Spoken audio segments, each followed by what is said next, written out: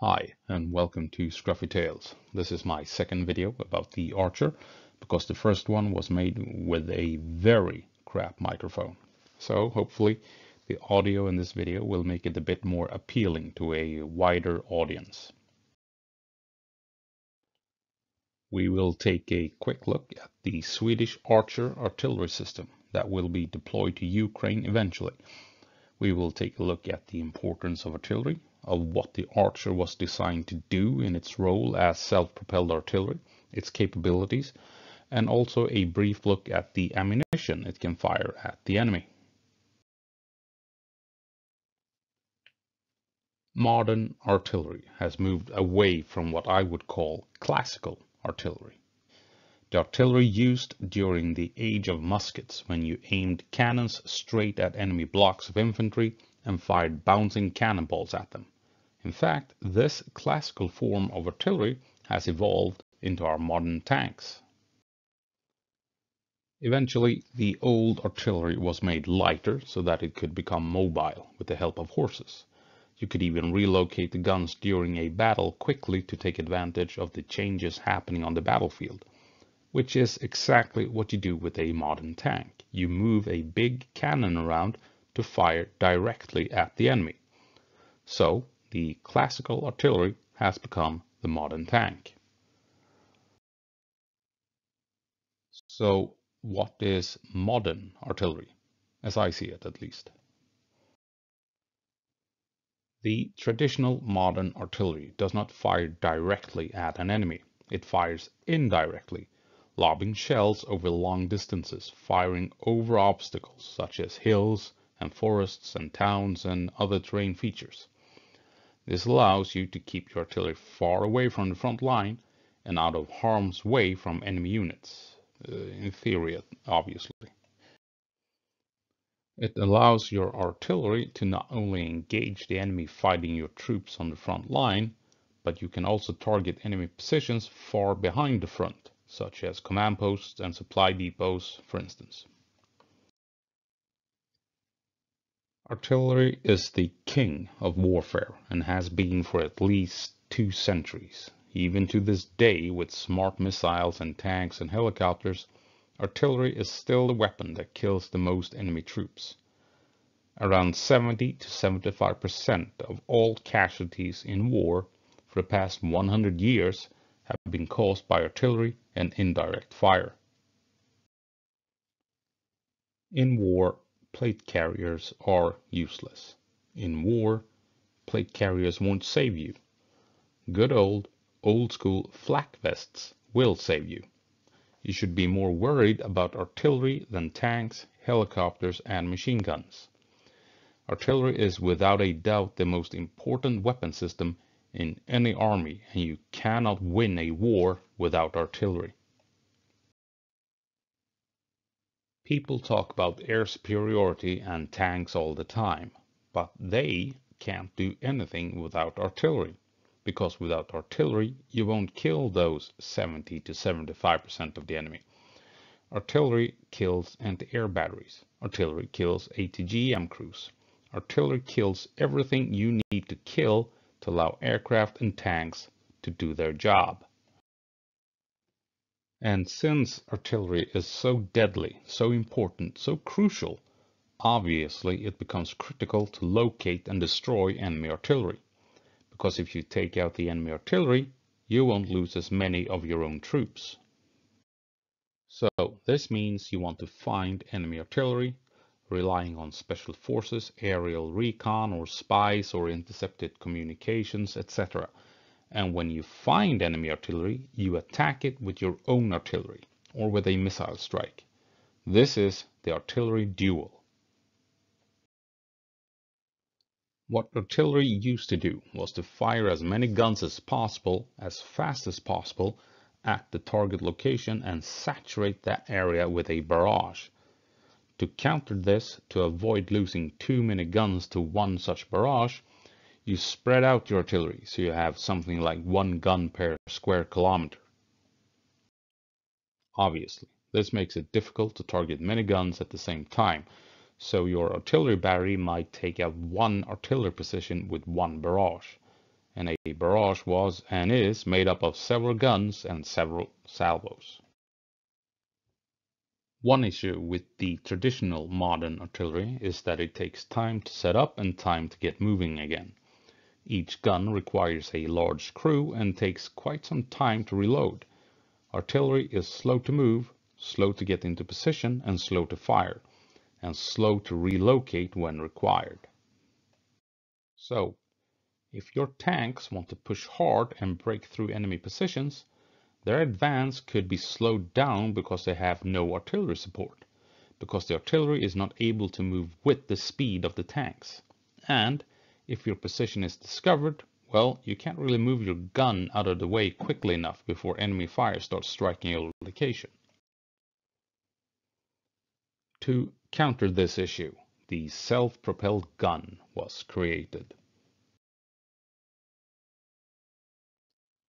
Self-propelled guns, or SPGs, is simply put an artillery piece bolted onto a vehicle, usually tracked but also wheeled, and this obviously allowed artillery to quickly move, quickly set up, and quickly relocate. They could move with the tanks and ensure that artillery support was always available. It also allowed artillery batteries to move around behind the front to support the areas where they were the most needed. Despite all the obvious advantages of the SPGs, traditional static artillery didn't go away, because they are cheaper and that means you can field more guns. They support different parts of an operation, you might say. The main advantage of an SPG over static artillery is the ability to shoot and scoot, hit and run you could call it. You fire a few rounds and then move and relocate. The ability to shoot and scoot quickly makes it difficult for special forces to find you, makes it difficult for aerial recon to locate you, and it makes it really hard for the enemy artillery to fire back at you as a consequence. So, if you're in an SPG going up against a static artillery gun, you can move and fire, aiming at the same location every time. The enemy, with the static gun, well, they won't be able to move if they want to be able to shoot. And if they want to hit you, they will have to rearrange their gun all the time. And when this became apparent to military leaders, then lighter and faster SPGs became very popular. And the concept of artillery duels took on a whole new character when radar was introduced.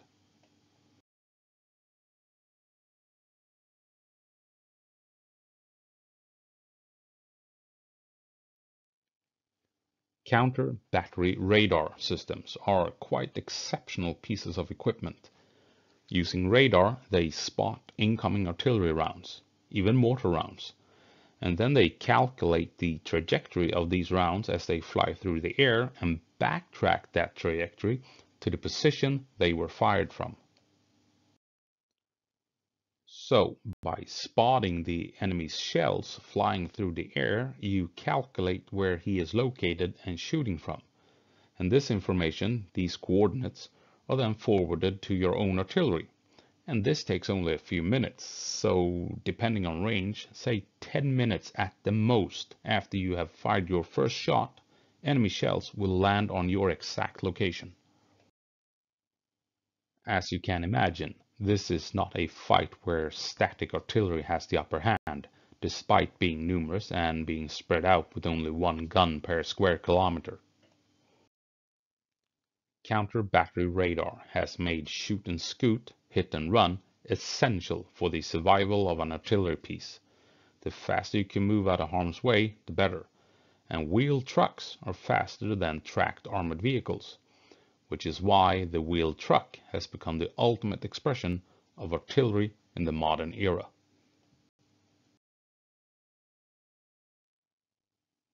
There are many variants of truck-mounted artillery from many countries, but the one we will obviously focus on is the Swedish-made Archer artillery system, in Sweden known as Artillerisystem 8.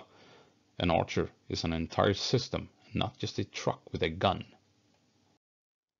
The gun is in fact the FH-77 BWL-52, and it is mounted on a Volvo A30D all-terrain hauler. Combined with logistics and supply vehicles, they all create the Archer artillery system. But for ease sake, we will call the truck with its gun the Archer. The Archer entered into service in 2016, with development beginning in 1995. It has a crew of 3 and fires 8 rounds per minute. Its top speed is quite impressive, able to reach 90 kilometers per hour, 56 miles per hour on road. And before we go into any more details, we will take a look at the doctrine and history of Swedish artillery during the Cold War, the core ideas for what would set the stage for the development of the Archer. In 1967, Sweden took into service an exceptional piece of artillery, the self-propelled gun known as Bekan 1, short for Bandkanon 1.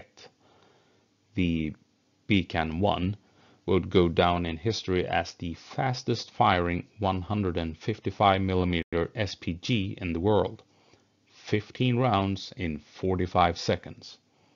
And if you're curious, the fastest rate of fire the American SPGs possessed at the time was 4 rounds per minute. Let that one sink in. The reason for this remarkable SPG being developed was that Sweden feared a Soviet invasion, and the Red Army had far more artillery pieces than Sweden could field. Sweden could not win the artillery duel against the Red Army. So, the few guns Sweden had to make up for the lack of numbers with high rates of fire. One battery had to fire the same amount of shells as 4 or 5 enemy batteries. The solution was to design a magazine and an autoloader, essentially creating a machine gun, but one that fired 155mm artillery shells. The magazine held 2 clips of 7 rounds each, and one clip could be replaced with a fully loaded clip in 2 minutes with the aid of a crane moving the loaded clip from a logistics truck. It was also intended to operate within the Swedish doctrine of free war. Sweden realized that the Red Army outnumbered Swedish forces. The likelihood of communications being severed and units being surrounded and cut off was considered high and very likely. Free war, simply put, was a standing order that each unit that found itself on its own would continue fighting no matter what, resorting to guerrilla warfare until they could link up with friendly forces. And free war included everyone, every unit, even civilians. So artillery batteries were expected to fight a guerrilla war if they were cut off, and this included the Bekan 1.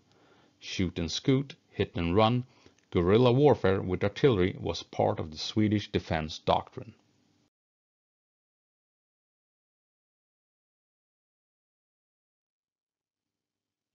Sweden relied on traditional artillery as well, and not only the big, heavy and expensive Bekan 1. In 1977, Sweden adopted a piece of field artillery that would become legendary, the FH-77A, capable of firing 7 155mm rounds in 21 seconds. Again, a high rate of fire would make up for a lack of numbers compared to the Red Army. The FH-77 had one more nice addition, a small engine that allowed it to quickly realign under its own power to line up with a new fire mission. Later on, the FH-77A would be upgraded to the FH-77B, and these guns would be used for the development of the Archer, becoming the FH-77B WL-52.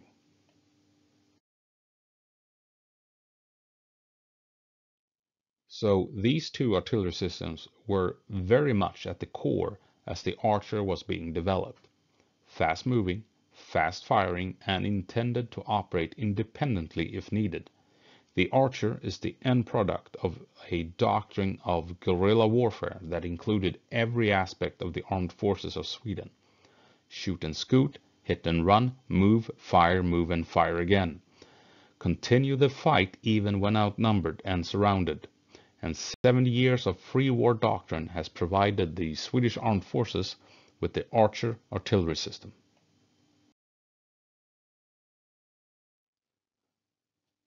The Archer is capable of firing 8 155mm rounds per minute and has a magazine capacity of 20. Reloading the magazine takes around 10 minutes from the ammunition truck with the help of cranes and automated systems. The Archer requires only 30 seconds from being on the move to being ready to fire, and another 30 seconds to be on the move again. There is no need for the three-man crew to step outside. Everything is done from within the vehicle, and the entire system could be operated by a single soldier if needed.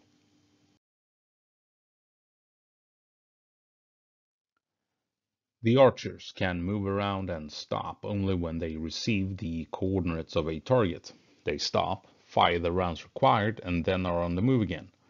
Within a minute, maybe two, the archer has stopped, fired 3 to 6 rounds, and is on the move again and out of the danger area, safe from getting hit by counterfire. As the enemy responds with their own artillery, other archers can then fire on the enemy artillery relying on counter-battery radar. And this is what the archer excels at, the artillery duel. Any artillery can take out a fixed target. Artillery has been doing that for centuries, but the ability to move and shoot, hit and run, shoot and scoot, winning deadly artillery duels, that is what the archer is the master of, and other systems are hard-pressed to defeat it.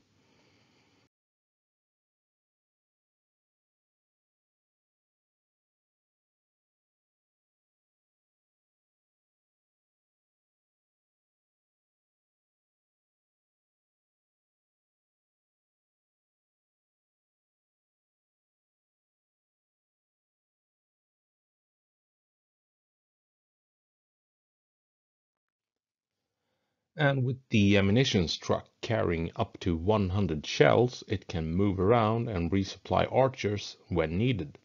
The same is also true for fuel trucks. There is no need for a fixed supply route. There is no need for a static supply depot. The ammo and the fuel can be as mobile as the gun. Everything is on the move, moving to wherever they are needed, reloading, refueling, or firing as required. It is a system designed to be artillery guerrilla warfare. Static artillery cannot defeat it, and other mobile artillery platforms need to be damn quick to stand a chance against the Archer system. Another ability that the Archer possesses is MRSI, Multiple Round Simultaneous Impact. This is not unique to the Archer by any means, but it has the ability, and it means you fire several rounds at different angles at the same target. Each trajectory perfectly calculated to ensure that all rounds strike the target at the same time. The reason for this is that artillery kills with the first rounds of the barrage. As soon as shells hit, soldiers run for cover, unsurprisingly. So you want as many shells hitting as possible in those first few seconds when the enemy is surprised by the incoming fire, before they get their act together and find cover. So that should give you a good idea of what the Archer is and what it can do. It's artillery, so it will be involved with 70 to 75% of the enemy's casualties. It can set up quickly, fire quickly, and be back on the move in an instant, minimizing the risk of getting hit by enemy artillery or even being found by enemy reconnaissance, ensuring its survival. It can be operated by a single soldier. It can be fully reloaded in 10 minutes. It will win most, close to all artillery duels. It will accurately destroy all static targets. It is the master of hit and run, of shoot and scoot. But the gun and everything else is only part of the story. Just as important as the gun are the shells it can fire. After all, shells determine range and what happens on impact. Using standard shells, the range is 30 kilometers. Using base bleed ammunition, the range is extended to around 40 kilometers. Base bleed ammunition is a cheap way of extending range without relying on rockets and was developed in Sweden in the 60s. And we will continue with shells developed in Sweden. We jump straight to the famous long-range round called Excalibur that Bofors helped develop. It has a range of 50 kilometers, but we're seeing reports of ranges up to 60 and even 70 kilometers, which is pretty impressive considering it is a guided precision weapon intended to ensure a hit with a single round, where a traditional unguided bombardment would have required as many as 50 shells to ensure a hit. Moving on to the next Swedish developed artillery round, known as Bonus, with a 35 kilometer range. This is a fancy piece of equipment, if you ask me, developed in 1985 and taken into service in 1992. It contains 2 heat rounds that, when deployed, scan for armored targets, guide themselves into position, and then fire the penetrator from above, ensuring a guaranteed kill. As we've seen in Ukraine with the Javelin and NLAW, top attacks against tanks are extremely effective. In fact, the NLAW is based on the Swedish ATGM called Bill 2 or RB56B, as the Swedish Armed Forces calls it, also from the 80s, just like the Bonus shell. And the Bill and Bill 2, just like the NLAW, would fly in over its target and kill it from above. Bill was in fact the world's first top attack missile, and then of course was closely followed by Bonus. Another side note is the mortar version of the Bonus called Strix. Strix is a 120mm mortar round that also contains a heat round that guides itself onto an armored target. So top attack weapons have been a Swedish trademark for almost 40 years, and we're seeing both the Bonus rounds and the NLAW being used to great effect in Ukraine. So, with standard ammunition, the archers can engage trenches and bunkers. With Excalibur, they can take out high-profile targets deep behind enemy lines. And with Bonus, they can go tank hunting. And with its unmatched shoot and scoot capabilities, there will be precious little that Russia can do to stop the archers from raining hellfire down upon them. Currently in service in Sweden and soon the United Kingdom, Ukraine will obviously also soon use these in their war against the Russian invaders. Besides these countries, the US is a possible candidate to field the Archer, as is Switzerland. Norway famously backed out of a deal to purchase 24 Archers and instead obtained the South Korean K9 SPGs. And that is it for now. A short, brief look at the Archer and its intended role on the battlefield. I think it will be very useful for Ukraine, and it will probably be a nightmare for Russian troops. I hope you've enjoyed the video, and I will see you in the next one. Gå på marsch, Ukraine!